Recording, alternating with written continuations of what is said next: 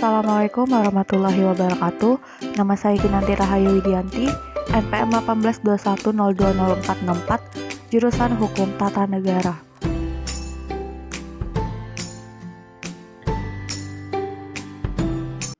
Korupsi di Indonesia berkembang secara sistematik. Bagi banyak orang, korupsi bukanlah lagi suatu pelanggaran hukum, tetapi sudah menjadi suatu kebiasaan. Praktik korupsi juga telah meluas di dalam politik. Lalu, bagaimana bahayanya korupsi terhadap politik? Simak penjelasannya berikut ini. Kekuasaan politik yang dicapai dengan korupsi akan menghasilkan pemerintahan dan pemimpin masyarakat yang tidak legitimate di mata publik. Jika demikian keadaannya, maka masyarakat tidak akan percaya terhadap pemerintah dan pemimpin tersebut. Akibatnya, mereka tidak akan patuh dan tunduk pada otoritas mereka.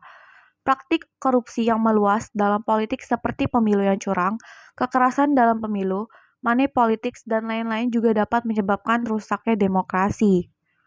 Di samping itu, keadaan yang demikian itu akan memicu terjadinya instabilitas sosial politik dan integrasi sosial karena terjadi pertentangan antara penguasa dan rakyat.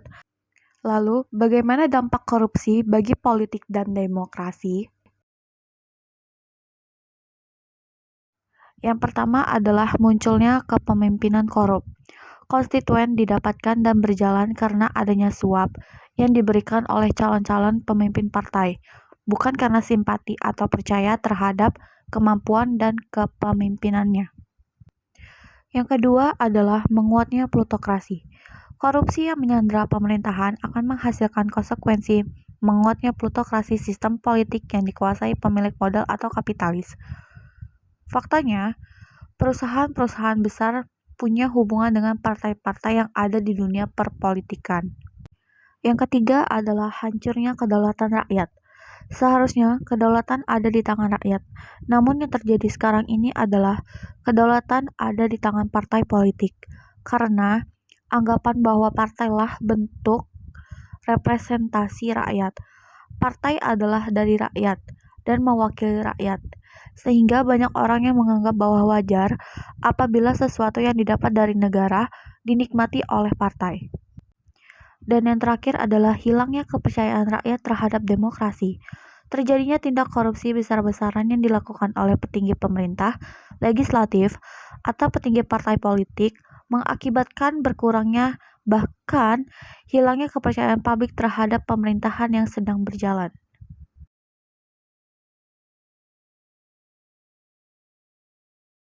Lalu, bagaimana solusinya?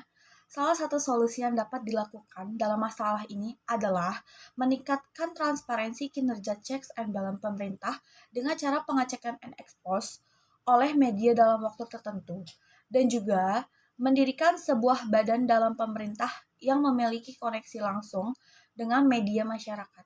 Sekian dari video saya. Thank you for watching.